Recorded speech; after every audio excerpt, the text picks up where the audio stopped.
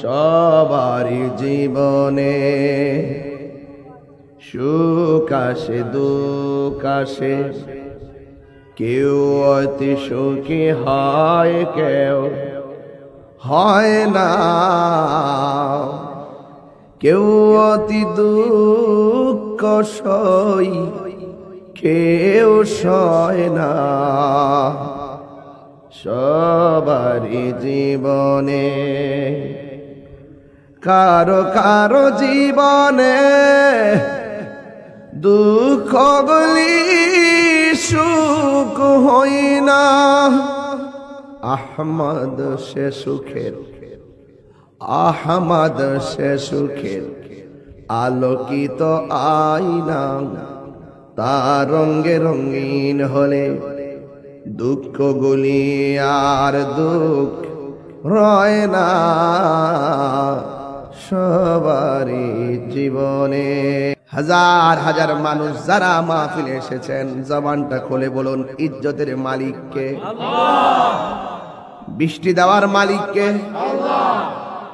বৃষ্টি বন্ধ রাখার মালিককে।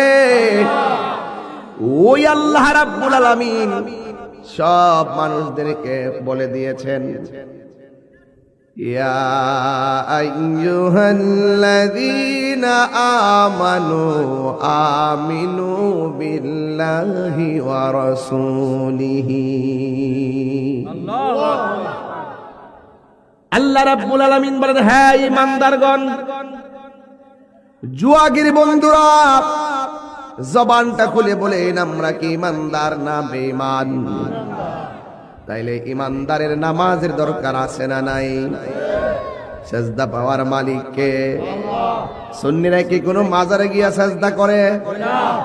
যারা সেজদা করে তাকে সমর্থন করে। তাইলে তাহিরিকে মাজার পূজারী বলেন কেন? এই যে হাজার হাজার মানুষ বলতেছে না না না, আপনি কেন তাদেরকে মাজার পূজারী বলেন?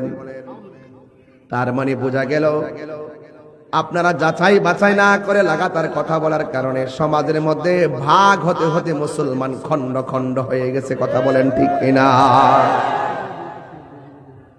আল্লাহ রাব্বুল আলামিন বলেন, হ্যাঁ ঈমানদারগণ, তোমরা ঈমান আনো বিল্লাহ।